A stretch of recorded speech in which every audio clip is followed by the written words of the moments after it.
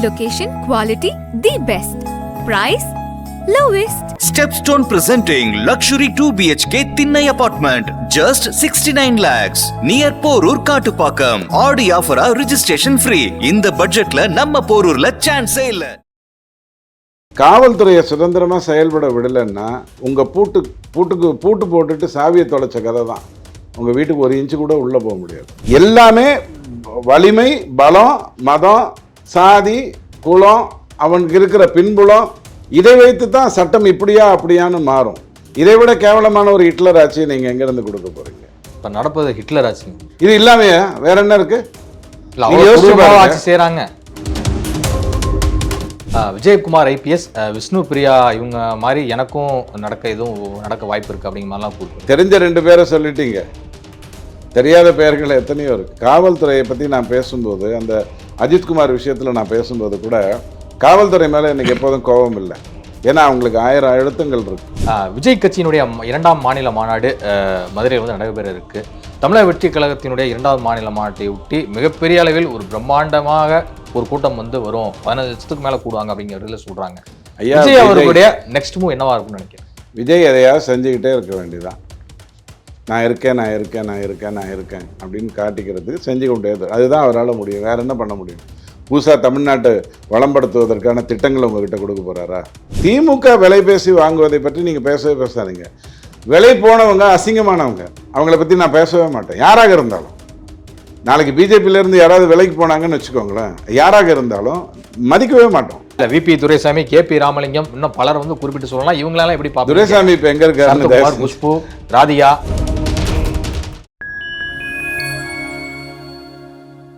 Fine time media நேயர்களுக்கு வணக்கம். நான் உங்கள் சிங் தூவன். நம்ம சிறப்பு நிகழ்ச்சியில் நம்மோடு இணைந்திருக்கிறார் துக்ளக் வாசகரும் அரசியல் விமர்சகருமான திரு TDS ரவிச்சந்திரன் அவர்கள். வணக்கம். வணக்கம். மயிலாடுதுறை மதுவிலக்கு அமலாக்க பிரிவு DSP சுந்தரேசன் அவர்கள் ஒரு பரபரப்பு குற்றச்சாட்டை முன்வைத்திருக்கிறார். தன்னுடைய காரை உயரதிகாரியின் அழுத்தத்தின் பேரில் வீட்டிலிருந்து எடுத்துட்டு போன பிறகு நடந்து போனாரு. ஏன் ஒரு DSP நடந்து போறாருங்கிற ஒரு விஷயம் கேள்விப்பட்டு உடனடியாக செய்தியாளர் எல்லாருமே கவர் பண்ணாங்க. அதன் பிறகு நான் ஒரு ப்ரெஸ் மீட் கொடுக்குறேன், அப்புறம் வாங்கன்னு சொல்லிட்டு அப்புறம் ப்ரெஸ் மீட்லாம் கொடுத்தாரு. அந்த ப்ரெஸ் மீட்டில் அவர் சொன்ன ஒரு விஷயம் என்ன அப்படின்னா, தமிழ்நாடு ADGP-யாக இருக்கக்கூடிய டேவிட்சன் தேவாசீர்வாதம் மீதும் IG செந்தில்வேலன் மீதும் பரவல் குற்றச்சாட்டை முன்வைத்திருக்கிறார். இவங்களுடைய அழுத்தத்தின் காரணமாகத்தான் இது மாதிரியான நடவடிக்கைகளை வந்து எடுத்துட்டு இருக்காங்க. என்ன இருந்தாலும் என் மேலே என்ன தவறு இருந்தாலும் நீங்கள் முதல்ல என்னை கூப்பிட்டு பேசுங்க, நான் பதில் சொல்ல தயாராக இருக்கேன், ஏன் என்னை அழைக்க மாட்டேன்றீங்க, அப்போ நான் வைக்கிற குற்றச்சாட்டுகள் உங்களை வந்து காயப்படுத்து அப்படிங்கிற மாதிரிலாம் பயங்கர கேள்வியை வந்து எழுப்பியிருக்கிறார். உண்மையில் நடப்பது என்ன? போலீஸை பொறுத்த வரைக்கும் அது ஒரு கட்டுக்கோப்பாக தன்னை போல செயல்பட வேண்டிய ஒரு அமைப்பு. அரசாங்கத்தினுடைய எல்லா துறைகளும் தான் எப்படி செயல்படணுமோ அப்படித்தான் பண்ணணும், அழுத்தங்கள் இருக்கக்கூடாது. பட் போலீஸ் அப்படி இல்லை. ஏன்னா ஒரு ஸ்டேட் கவர்மெண்ட்டால் அதிகபட்சம் என்ன பண்ண முடியும்? ஒரு எஃப்ஐஆரை போட வைக்க முடியும், டிவிசியை வச்சு ஊழல் குற்றச்சாட்டை கொண்டு வைக்க முடியும். டிவிசிங்கிறது அரசு அதிகாரிகள், அரசியல்வாதிகளுக்கு, காவல்துறைங்கிறது மக்களுக்கு. இது 2 தானே உங்ககிட்ட இருக்கிற ஒரே ஒரு கண்ட்ரோல். உங்களால் மிலிட்டரி கூப்பிட முடியுமா, கமாண்டோஸ் கூப்பிட முடியுமா? அப்படி கிடையாது. அப்போ இவங்களை சுதந்திரமாக செயல்பட விட்டிங்கன்னா தான் அதிமுகவுக்கும் திமுகவுக்கும் ஒரு வித்தியாசம் மையமாக இருக்குது அப்படின்னு சொன்னால் அது வந்து காவல்துறையை சுதந்திரமாக செயல்பட விடுறது. ஆனால் இங்கே அப்படி இல்லை. உதாரணத்துக்கு நான் உங்களுக்கு சொல்கிறேன். குஜராத்தில் வந்து மோடியும் அமித்ஷாவும் தான் ஆண்டு கொண்டிருக்காங்க. அப்போ ஒரு போலீஸ் அதிகாரி வந்து சொல்கிறாரு, கொலை பண்ணதெல்லாம் மோடி தான், அத்தனை கலவரத்துக்கும் அமித்ஷா தான் காரணம் அப்படின்னு ஒரு பொண்ணு விவகாரத்தில் தலையிட்டதுக்கு அந்த மாதிரி ஒரு வழக்கு சொன்னாங்க. வழக்கு பெருசாக பேசப்பட்டது. மோடி 10 வருஷமாக ஆண்டு கொண்டிருக்காரு. வழக்கு பெருசாக பேசப்பட்டது. காங்கிரஸோடைய நீதிமன்றம். ஆனால் அங்கே எதுவுமே இதுவாகலை. ஆனால் இங்கே எல்லாமே மறைக்கப்படுகிறது, எதுவுமே வெளில வர மாட்டேங்குது. ஒரு வீடியோ கொடுத்தா கூட உடனே அவங்களே மறுதளிக்கிற அளவுக்கு உங்ககிட்ட வசதிகள் இருக்குது. ஏன்னா காட்சி ஊடகங்கள் அதை காட்ட மாட்டேங்குது. காவல்துறையை சுதந்திரமாக செயல்பட விடலைன்னா உங்கள் பூட்டு போட்டுட்டு சாவியை தொலைச்ச கதை தான். உங்கள் வீட்டுக்கு ஒரு இன்ச்சு கூட உள்ளே போக முடியாது. அதையே காவல்துறையை சுதந்திரமாக செயல்பட விட்டீங்கன்னா நீங்கள் நிம்மதியாக ஆட்சி செய்யலாம். இது எப்போ திமுகவுக்கு புரியும்னு எனக்கு தெரியல. ஆனால் அதில் இந்த கட்டுப்பாடு கூட ஒரு முக்கியம் இல்லை. மதம் பார்த்து தான் குற்றவாளியை தண்டிக்கணும். மதம் பார்த்து தான் யாருக்கு குற்றம் வந்ததோ அவனுக்கு வந்து நஷ்டஈடு கொடுக்கணும். எல்லாமே வலிமை, பலம், மதம், சாதி, குலம், அவனுக்கு இருக்கிற பின்புலம், இதை வைத்து தான் சட்டம் இப்படியா அப்படியான்னு மாறும். இதை விட கேவலமான ஒரு ஹிட்லர் ஆட்சியை நீங்க எங்க இருந்து கொடுக்க போறீங்க? இப்ப நடப்பது ஹிட்லர் ஆட்சிங்க. இது இல்லாமையா வேற என்ன இருக்கு? இல்ல, நீங்க அவ்வளவு யோசிச்சு கொடூரமா பாருங்க. ஆட்சி செய்றாங்க. கொடூரமான ஆட்சிங்கிறது எதுன்னு நீங்க சொல்ல வர்றீங்க? அந்த பொண்ணை ரோட்ல இருந்து பிடிச்சிட்டு வந்து ஒருத்தன் கொண்டு போயிருக்கானே, அது கேமரா இருந்ததுனால தானே மாட்டுச்சு. இல்லைன்னா இப்ப அவன் தப்பிச்சிருவான். தெய்வ செயல்னு ஒரு ஆளை 3 பத்தி பேசி தனிப்படை போட்டு விசாரிச்சுட்டு இருக்காங்க. எல்லாமே வீடியோ வந்ததுக்கு அப்புறம் சார் தெய்வ செயல் என்ன சார் ஆனாரு? எங்க சார் இருக்காரு அவரு? உங்களுக்கு புது நியூஸ் வந்த உடனே பழைய நியூஸ் மறந்துடுதுங்க. ஏன்னா நீங்க ஹோட்டல்ல சாப்பிட்றவங்க, நான் அப்படி இல்லை, வீட்டில் சாப்பிட்றவன். எனக்கு ஒரு நாள் பொங்கல் வரும், ஒரு நாள் பூரி வரும், திருப்பி பொங்கல் வரும், திருப்பி பூரி வரும், திருப்பி தோசை வரும்னு நான் என்னுடைய வாழ்க்கை, ஏதாவது யதார்த்த மனிதனுடைய வாழ்க்கைங்கிறது ஒரு 10 சுழன்று கொண்டு தான் இருக்கும். உங்களுக்கு அப்படி இல்லை. நீங்கள் ஹோட்டலில் மாற்றலாம், சப்ஜெக்டை மாற்றலாம், சைனீஸுக்கு போகலாம், கொரியனுக்கு போகலாம். ஏன்னா உங்ககிட்ட பணம் இருக்கு. அந்த சாமானியனை யோசிச்சு பாருங்க. அந்த தெய்வ செயல் விஷயத்தில் என்ன நடந்திருக்கு பட்டியலிட்டு சொல்லட்டுமா? 4 வருஷத்தில் நடந்தது மட்டும். சும்மாவா உங்களுக்கு எடப்பாடிக்கு கூட்டம் போடுதுன்னு நினைக்கிறீங்க? காசு கொடுத்தா வர்றாங்க. ப்ரூவ் பண்ணுங்க. நீங்க கூட்டி பாருங்க. ஏதோ ஒரு இடத்துல இதுக்கு இந்த இடத்துல மத்திய அரசனுடைய திட்டம் வரக்கூடாதுங்கிறதுக்காக தானே போய் ஒரு பாராட்டு விழாவை நடத்திக்கிட்டாரு. அங்க நடந்தது அழைத்து வரப்பட்ட கூட்டம் தானே. உங்களுக்கு தெரியாதா என்ன நடந்துட்டு இருக்குன்னு? கொடூரமான ஆட்சிங்கிறது என்ன தெரியுமா? ஏழை அவனுடைய பிரச்சனையை வெளில பேச முடியாமல் இருந்தால் அது கொடூரமான ஆட்சி. வலிமையற்றவன் தன்னுடைய வார்த்தைகளை நேர்மையாக சொல்ல முடியாமல் இருந்தால் அது கொடூரமான ஆட்சி. இதை விட ரொம்ப மோசம், வலிமை உள்ளவன் எதை வேண்டுமானாலும் செய்யலாம்னா அதுதான் கொடூரமான ஆட்சி. கொடூரமான ஆட்சிங்கிறது துப்பாக்கி எடுத்து டுப்பு டுப்புன்னு சுடுறது இல்லை, வாழவே முடியாத கேவலமான ஒரு நிலைமைக்கு கொண்டு வந்து வைக்கிறது. அதை புரிஞ்சுக்கோங்க. சென்னை இல்லை தமிழ்நாடு, தயவு செஞ்சு புரிஞ்சுக்கோங்க. உங்களுடைய அர்பன் சொசைட்டிஸ் இல்லை தமிழ்நாடு. அர்பன்னா சேலமோ அல்லது ஈரோடோ அல்லது அதை சார்ந்த பக்கத்தில் இருக்கக்கூடிய செமி அர்பனோ கிடையாது. ஒரு கிராமம், அந்த ஊர், அந்த பர்டிகுலர் இடம், அந்த பர்டிகுலர் மக்கள் இருக்கக்கூடிய ஒரு இடம், அதுதான் தமிழ்நாடு. இங்க ஜாலியா இருக்கிறத வச்சுட்டு பேசுறாதீங்க. என் உயிருக்கு ஆபத்து என பேசியிருக்கிறார் டிஎஸ்பி சுந்தரேசன் அவர்கள் இன்றைக்கு. ஸோ இதை பார்க்கும்போது ஒரு உயர் பொறுப்பில் இருக்கக்கூடிய காவல்துறை அதிகாரிக்கே ஒரு பாதுகாப்பற்ற சூழல் நிலவுதா? சார், ஒரு ஏடிஜிபி கூட்டு போய் உள்ள வச்சிங்கல்ல, சஸ்பெண்ட் பண்ணீங்கல்ல, அதுக்கு இதுக்கு என்ன சார் வித்தியாசம்? அது அதிமுக சம்பந்தப்பட்ட பிரச்சனை, இது பொதுவான பிரச்சனை. இவர் எனக்கு ஆபத்து இருக்குன்னு இவர் சொல்றாரு. ஒரு போலீஸ் காவலாளி சொல்றாருன்னா கூட இருக்கிறவங்கலாம் காவலாளிகள் தானே, எது வேணாலும் நடக்குங்கிறதுக்காக சொல்றாரு. ஒரு ஏடிஜிபியை கொண்டு போய் நீதிமன்றத்தில் வச்சிங்க, அந்த வழக்கு என்னாச்சு? அவரே இன்னும் நீங்கள் சஸ்பென்ஷனில் வச்சுருக்கீங்க. நீதிமன்றம் சொல்லிச்சா சஸ்பென்ஷனில் வைங்கன்னு சொல்லிச்சா? ஸோ உங்களுக்கு வேணும்னா ஒரு மாதிரி, வேண்டான்னா ஒரு மாதிரி. அதைத்தான் நான் இவ்வளோ நேரம் எக்ஸ்பிளைன் பண்ணேன். ஆட்சிங்கிறது நடுநிலையாக தானே இருக்க முடியும், வேற எப்படி இருக்க முடியும்? விஜயகுமார் ஐபிஎஸ், விஷ்ணு பிரியா இவங்க மாதிரி எனக்கும் நடக்க வாய்ப்பு இருக்குது அப்படிங்கிற மாதிரிலாம் கூறுது. தெரிஞ்ச 2 பேரை சொல்லிட்டீங்க, தெரியாத பெயர்கள் எத்தனையோ இருக்குது. காவல்துறையை பற்றி நான் பேசும்போது, அந்த அஜித்குமார் விஷயத்தில் நான் பேசும்போது கூட காவல்துறை மேலே எனக்கு எப்போதும் கோபம் இல்லை. ஏன்னா அவங்களுக்கு 1000 அழுத்தங்கள் இருக்குது. ஒரு வேலையை செய்யக்கூடிய ஒரு சூழ்நிலையில் அவங்களால இருக்க முடியாது. 18 மணி நேரம் வேலை செய்கிறாங்க, லீவ் இல்லாமல் வேலை செய்கிறாங்க, 1000 பிரச்சனைகள் இருக்குது. அவங்களுக்கான நீங்கள் இப்போ போய் வண்டி தொலைஞ்சிருச்சுன்னு சொன்னால் உங்களை ஒரு ஒரு ஒரு ஸ்கொயர் பேப்பர் வாங்கிட்டு வர சொல்கிறாங்க அப்படின்னு சொன்னால் அவனுடைய நிதி நிலைமை அப்படி இருக்குது. அவனுக்கு என்ன வரணுமோ அது வரல, ஆர்டர் எடுத்தவன் அதை சப்ளை பண்ணலை, குற்றம் சொன்னால் பிரச்சனை வந்துடும். 1000 பிரச்சனைக்கு நடுவில் தான் காவலாளிகள் வேலை செய்கிறாங்க. நீங்கள் சொல்கிற 1-2 பேரை மட்டும் கொண்டு வந்துட்டீங்க. கோயம்புத்தூரில் ஒருத்தர் சுட்டுட்டு செத்தாருன்னு சொன்னீங்களே, அந்த கேஸ் என்ன சார் ஆச்சு?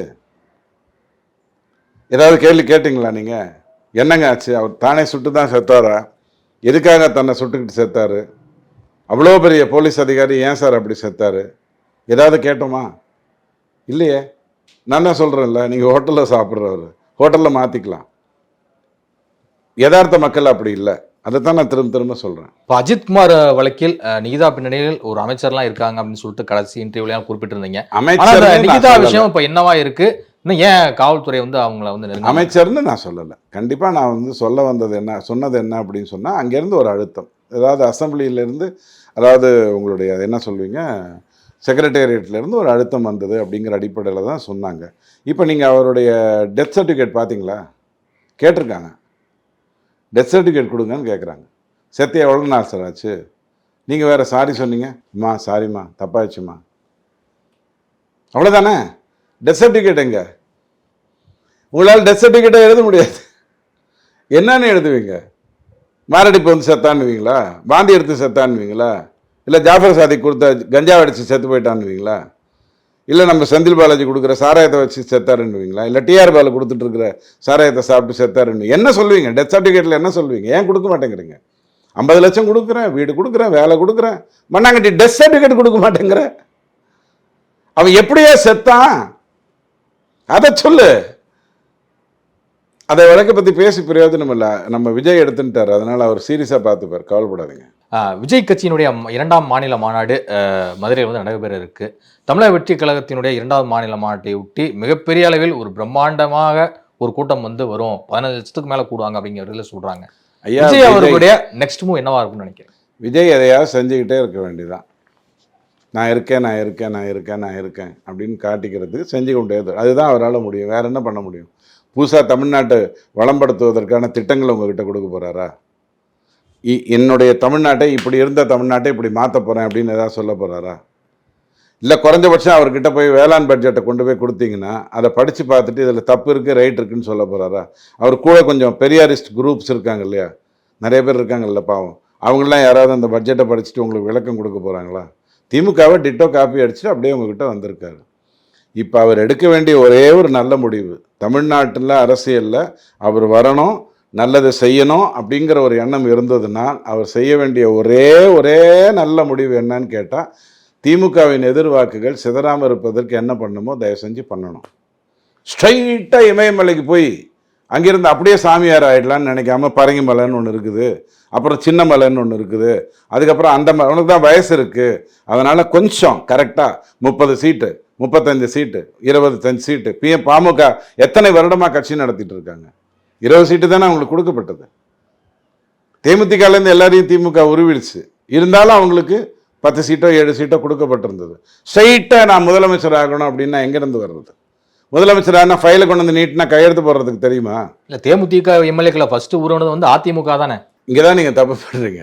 2000 எம்எல்ஏக்கள் அங்கதாங்க போனாங்க. மாஃபா பாண்டியராஜன், பாண்டியன், நான் வரேன். அப்புறமேல இன்னும் பலர் அங்கே போனாங்க, மைக்கேல் ராயப்பன்ல இருந்து. நான் வரேன். வித்தியாசம் எதுன்னு நீங்கள் தெரிஞ்சுக்கோங்க. 2011 எதிர்கட்சி விஜயகாந்த் எவ்வளோ அழகாக ஆக்கப்பூர்வமாக வேலை செஞ்சுருந்தாருன்னா அவர் தான் தமிழகத்தின் முதலமைச்சராக வந்திருப்பார். திமுக வாசஸ் விஜயகாந்த்னு மாறி இருக்கும். வீட்டில் ஒரு அம்மா இருக்கு இல்லையா, எல்லாம் கணக்கு போடுவாங்க, வெட்டி கடை மாதிரி கரெக்டாக கணக்கு போட்டு 1000 கோடி வேணும், 4000 கோடி வேணும், 8000 கோடி வேணும். அவங்களுக்கு சைபர் ஆட் பண்ணுறதுலாம் அவங்களுக்கு கவலை கிடையாது, எதை வேணாலும் ஆட் பண்ணுவாங்க. வாக்கு வாங்குறதுல தான் அவங்களுக்கு சைபர் தள்ளி போயிட்டே இருக்குங்கிறது அவங்களுக்கு தெரியாது. அப்போது ஒரு 27 எம்எல்ஏக்களில் 15 எம்எல்ஏக்கள் ரிவோல்ட் பண்ணி வெளில வர்றாங்க. எம்எல்ஏக்களை விலைக்கு வாங்குறதுங்கிறது ரொம்ப சாதாரணமான ஒரு விஷயம். ஆனால் நான் திமுக மேலே விட்ட குற்றச்சாட்டு என்னென்னா, 2016 தேமுதிக வந்து திமுகவோட கூட்டணி சேர்ந்திருந்தால் திமுக வந்து கண்டிப்பாக ஆட்சிக்கு வந்திருக்கும். அதிமுக வந்து இன்கமன்சியை ஃபேஸ் பண்ணியிருக்கும். அந்த டைமில் ஒரு 1500 கோடியை தூக்கி போட்டு, நான் கேள்விப்பட்டதை மட்டும்தான் சொல்கிறேன், நான் ஒன்றும் பக்கத்தில் போய் எச்செல்லாம் தொட்டு நம்பரெல்லாம் அமௌண்ட்டெல்லாம் எண்ணி பார்க்கல, கேள்விப்பட்ட வரைக்கும் 3வது அணின்னு ஒன்று அமைச்சாங்க. திருமாவளவன், கம்யூனிஸ்ட், வைகோ, விஜயகாந்த் எல்லாரும் ஒன்றா சேர்ந்தாங்க. அந்த வாக்குகள் எல்லாம் கரெக்டாக இந்த இடத்துல வந்து சேர்ந்தது. ஆனால் தேமுதிகவில் யார் உழைத்து கொண்டிருந்தார்களோ, நல்லா புரிஞ்சுக்கோங்க, யார் உழைத்து கொண்டிருந்தார்களோ அவர்கள் உருவப்பட்டாங்க, அவர்கள் விலை போனாங்க, அவங்க தான் திமுகக்குள்ளே வந்தாங்க. இன்றைக்கி அவங்க திமுகவில் நல்ல எதிர்காலத்தோடு இருக்காங்க. அதிமுகவில் திண்டுக்கல் பெரியசாமியிலேருந்து ஒவ்வொருத்தரையாக உருவினது திமுக தானே. பிஜேபி ஏதாவது பண்ணிச்சா? அதிமுகலேருந்து யாராவது கூப்பிட்டு வந்துச்சா? எதுவும் பண்ணலையே, திமுக தானே. எப்போ நான் சொல்கிறது எத்தனை வருஷம்? ஜெயலலிதா அம்மா இருக்கும்போதே பண்ணாங்க. மதிமுகவில் 2006 அவங்ககிட்ட இருந்த 4 மெயின் பர்சனையும் தூக்கிட்டாங்க. இதுதான் திமுகவுடைய வேலை. அடுத்தவங்க கட்சியிலேருந்து வேலை செய்கிறவன தூக்கிறோம். எம்எல்ஏ எம்பியை வச்சுக்கிட்டு என்ன பண்ண போகிறீங்க? 5 வருஷத்தில் அவன் அவுட்டு. நீங்கள் திரும்பி சீட்டு கொடுத்தா தானே அவன் திரும்பி எம்எல்ஏ, இல்லை நீங்கள் எங்கே கொடுக்க போகிறீங்க? காமராஜை தோக்கடிச்சார் சீனிவாசன், அவர் என்ன ஆனார்? ஃபர்ஸ்ட் எலெக்ஷனில் ஜெயிச்சிட்டாரா? அடுத்த எலெக்ஷனில் காமராஜ் ஐயா விருதுநகரில் நிற்கல, அங்கே அவர் சீனிவாசன் ஜெயிச்சிட்டாரு. துணை சபாநாயகர் பதவி கொடுத்தாங்க. அப்போ தான் இந்த எம்ஜிஆர் கட்சிங்கிற ஆஸ்பெக்ட் வந்ததுக்கப்புறம் அந்த சீனிவாசன் ஓரளவுக்கு அதிமுகக்குள்ளே போயிட்டார். அதிமுகக்குள்ளே போனவர் திரும்ப திமுகவுக்கு வந்தார். 3வது முறை 6000 வாக்கு வித்தியாசத்தில் தோற்று போனார். 3வது முறை திமுகவுக்கு வந்து 6000 வாக்கு வித்தியாசத்தில் தோற்று போனார். இன்னைக்கு அந்த சீனிவாசன் எங்கே இருக்காருன்னு உங்களுக்கு தெரியுமா? செத்துட்டாரு, கொஞ்ச நாளைக்கு முன்னாடி தான் இறந்தார். பட் என்னவானார்னு ஏதாவது தெரியுமா? யாரை தோக்கடிச்சவர்? காமராஜர் தோக்கடிச்சவர். அந்த என்ற லக்கி நடந்ததா? இப்போ டி ராஜேந்தர் சொல்கிற மாதிரி நான் ஜெயலலிதாவே எதிர்த்து நின்றா எல்லாரும் எதிர்த்து நின்றவங்க தான், அது ஒரு மேட்டர் இல்லை. பட் சீனிவாசன் 2 முறை தேர்தலில் ஜெயிச்சிருக்காரு. அவருக்கு நீங்கள் என்ன பண்ணீங்க? உருவிட்டு இருந்து மட்டும் தெரிஞ்சது இல்லை, அதிமுக போனாரு, திருப்பி அவர் கூட்டு வரத்துக்கு தெரிஞ்சது இல்லையா? ஸோ திமுக விலை பேசி வாங்குவதை பற்றி நீங்கள் பேசவே பேசாதீங்க. விலை போனவங்க அசிங்கமானவங்க, அவங்கள பற்றி நான் பேசவே மாட்டேன். யாராக இருந்தாலும், நாளைக்கு பிஜேபியிலேருந்து யாராவது விலைக்கு போனாங்கன்னு வச்சுக்கோங்களேன், யாராக இருந்தாலும் மதிக்கவே மாட்டோம். விலை போறவங்க பாஜகவுக்கு வர்றவங்களை நீங்க எப்படி பாப்பீங்க? பாருங்க, தமிழ்நாட்டில் பாஜக எப்போ வந்தது? காலே ஊன்ற முடியாம இந்த சுண்டு விரல் மட்டும் தானே இப்படி ஊனிக்கிட்டு வந்துட்டு இருந்தது. இல்ல அவங்கள நீங்க என்ன பார்வை கொண்டு பாப்பீங்க? நீங்க பிஜேபி எங்க இருந்து கூட்டு ஆஸ்திரேலியால இருந்தா கூட்டு வர்றோம். இப்பதான் தமிழ்நாட்டுக்கு வந்திருக்கேன். இல்ல விபி துரைசாமி, கேபி ராமலிங்கம், இன்னும் பலர் வந்து குறிப்பிட்டு சொல்லலாம். இவங்களால எப்படி பாப்பீங்க? துரைசாமி இப்ப எங்க இருக்காரு? குஷ்பு, ராதிகா. இங்க பாருங்க, நான் இப்பதான் வந்திருக்கேங்க. திமுக அதிமுக 50 வருடம் ஆட்சி செய்துட்டு இருக்கு. நான் திமுக பண்ற தப்பை பத்தி பேசிக்கிட்டு இருக்கேன். பிஜேபி இப்பதானே தனித்து நிற்குதுங்கிற கேள்வியே 2024 தான் முதல்ல, அதுக்கு முன்னாடி தனித்து நின்று இருக்குது. ஆனா பயன் இல்லை. ஒன்னா திமுகவோட 2004 நின்றது, 2001 நின்றது, அதிமுகவோட 2004 நின்றதுன்னு அப்படிதான் ஓடிட்டு இருந்தது தேசிய கட்சியை பொறுத்த வரைக்கும். நான் காங்கிரஸ்ல இருந்து நீங்க உருவினீங்கன்னு ஏதாவது சொன்னேன்னா? காங்கிரஸ்லேருந்து நீங்கள் எதுக்கு திமுகவுக்கு உருவ போகிறீங்க? அவன் தான் அழகாக மணல் கடத்தல், கனிம வள கடத்தல்லாம் நிம்மதியாக பண்ணிக்கிட்டு இருக்கான். அவனை நீங்கள் உருவிட்டு என்ன பண்ண போகிறீங்க? அவனோட பிஸ்னஸ் தான் பண்ண போகிறீங்க. ஆனால் பிஜேபி ஒரு தேசிய கட்சி இப்போ தான் உள்ளே வந்திருக்கு. அதுக்கு யார் வருவாங்க? சரி, இப்போ விஜய் கட்சி இன்னைக்கு ஓப்பன் பண்ணியிருக்காரு இல்லையா, யார் வருவாங்க? புதுசாக ஆஸ்திரேலியாவிலேருந்து சுவிட்சர்லாண்ட்லேருந்து ஆள் வருவாங்களா? நம்ம ராமசாமி, நம்ம குப்புசாமி, நம்ம இஸ்மாயில், நம்ம பீட்டர் தானே. இது தப்பு கிடையாதுங்க. நீங்கள் வளர்ந்து விட்ட ஒரு கட்சி, இத்தனை வருடமாக இருக்கிற ஒரு கட்சி, உங்களை பார்த்து அப்படியே நீங்கள் தான் இந்த நாட்டையே காப்பாற்ற வேண்டும் பெரிய தலைவர்கள்லாம் சொன்ன ஒரு கட்சி, நீங்கள் போய் அடுத்தவங்ககிட்ட இருந்து ஆளை சேர்த்துக்கிட்டு இருக்கீங்களேன்னு கேட்குறேன். கூடவே இன்னொரு கேள்வி கேட்குறேன். 12 குறுநில மன்னர்களை தவிர, அவர்களுடைய பிள்ளைகளை தவிர இந்த ஆளை நான் வளர்த்து விட்டேங்கன்னு யாராவது ஒருத்தர் திமுக சொல்லுங்க. 25 வருட வரலாற்றில், கடந்த 25 வருடத்தில் திமுகவில் குறுநில மன்னர்களுடைய வாரிசுகளை தவிர இவர் மேலே வந்தாருங்க. இவர் சூப்பராக வந்தாருங்க. இவரை கண்டெடுத்து திமுக கொண்டு வந்ததுங்க. களவாண்டி கொண்டு வந்ததை விட்டுருங்க, கண்டெடுத்து கொண்டு வந்ததுங்கன்னு சொல்லுங்க, நான் ஒத்துக்கிறேன். இல்ல பாஜக எத்தனையோ ரவுடிகள்லாம் ஜாயின் பண்ணிருக்காங்களே ஐயா. மனிதர்கள் ஜாயின் வழக்குகள் பதிவு கொண்டு அத்தனை பேர் நிறைய பேர் ஜாயின் பண்ணிருக்காங்க. ஆங்கிலத்தில் ஒரு பழமொழி உண்டு, எஸ்வி சேகர் வந்து அதெல்லாம் குற்றச்சாட்டா பயங்கரமா. இல்லை, அவரை கூட நீங்க குண்டான்னு சொல்லலாம், தப்பு கிடையாது. கொஞ்சம் குண்டா இருக்காரு. கேள்வி என்னன்னா, ஆங்கிலத்தில் ஒரு பழமொழி உண்டு, politics is the last resort for scoundrels. அவங்களுக்கு பாலிடிக்ஸ் தான் கடைசி ரிசார்ட் அப்படின்னு ஒரு பழமொழி உண்டு. அவன் எங்கே வேணாலும் போவான். அவனுக்கு பதவி கொடுக்கப்பட்டிருக்கா, அவனுக்கு அமைச்சரவை கொடுக்கப்பட்டிருக்கா, அவனை ஒரு மாநில செயலாளரோ ஒரு முக்கிய பதவியில் கொடுத்துருக்கோமா, அவனை நம்பி ஒரு மனிதனை கொடுத்துருக்கோமா, அவனும் வந்து சேர்ந்துட்டான். குரூப் ஃபோட்டோவில் பக்கத்தில் நிற்பான். நான் இல்லைன்னு சொல்லலை, ஏன் வந்தான் எதுக்கு வந்தான்னு எனக்கு தெரியாது. ஆனால் ஆருத்ரா ஹரிஸ்ல இருந்து பலருக்கு வந்து பொறுப்பெல்லாம் கொடுக்கப்பட்டு பாருங்க, இந்த ஆருத்ராங்கிற மேட்டரை பற்றி, கேஸை பற்றி தெரியும்னா நானும் நீங்களும் அதை பற்றி பேசலாம். அதில் யார் குற்றம் பண்ணாங்க, என்ன குற்றம் பண்ணாங்கன்னு பேசலாம். பிஜேபிக்கு அதுக்கு சம்பந்தம் இல்லைங்கிறது எல்லாருக்கும் தெரியும். ஒரு தனி மனிதன் சம்பந்தப்பட்ட ஒரு விஷயம், அதோட மேட்டர் முடிஞ்சுது. நான் கேட்க வர்றது, அவனுக்கு இப்போ ஜாஃபர் சாதிக்கு ஒரு பதவி கொடுத்தீங்க இல்லையா, அயலகத்துறை என்னவோ கொடுத்தீங்களே, அந்த மாதிரி ஏதாவது இந்த குண்டாஸுக்கோ இல்லை இந்த ரவுடிகளுக்கோ கொடுக்கப்பட்டிருக்கா? அவங்க கட்சியில் வந்து சேர்றதுங்கிறது இயல்பாக நடந்துடும். எந்த மனிதன் வேணாலும் சேரலாம். அவனை உயர்த்தி இருக்கோமா, அவனை காப்பாற்றி இருக்கோமா? நீங்களே ஒரு உதாரணம் எப்படி தெரியுமா சொல்கிறீங்க? பிஜேபிங்கிறது ஒரு வாஷிங் மிஷினுங்க. வாஷிங் மிஷின் என்னங்க பண்ணும்? உங்கள் துணியில் இருக்கிற அழுக்கு எடுத்துகிட்டு உங்களுக்கு நல்ல துணியை கொடுக்கும், அதானே? ஸோ அதைத்தானே அஜித் பவாரை கூப்பிட்டு வந்து நல்லா துவைச்சி எடுத்து ஒழுங்காக நேர்மையாக கட்சி நடத்துன்னு சொல்கிறோம். இதில் எங்கே தப்பு வந்தது? அப்போ மற்றவங்க கூட இருந்தால் கெட்டவன், பாஜக கூட வந்தால் நல்லா. நீங்கள் தப்பு பண்ணுறீங்க. நான் செந்தில் பாலாஜி 5 கட்சிக்கு மாறினாரா, திமுகவுக்கு வந்தாரா? தப்பு பண்ணாமல் இருந்தால் நான் கேள்வி கேட்டிருப்பேனா? நீங்கள் தானே குற்றச்சாட்டே சொன்னீங்க செந்தில் பாலாஜியை பற்றி. ஸ்டாலின் ஐயா தானே சொன்னார். அதுக்கப்புறம் நீதிமன்றத்தில் சமரசம் ஆகி போச்சுன்னு சொல்லிட்டு வந்தார். எனக்கு புரியல, நீதிமன்றத்தில் எப்படிடா சமரசம்? நான் மண்டே குழப்பிட்டு இருந்தேன்.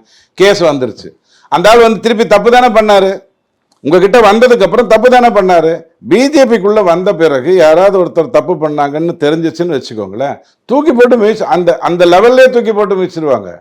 அண்ணாமலை தூக்க மாட்டார், நயனார் நாகேந்திரன் தூக்க மாட்டார், அந்த லெவல்லே தூக்கிடுவாங்க.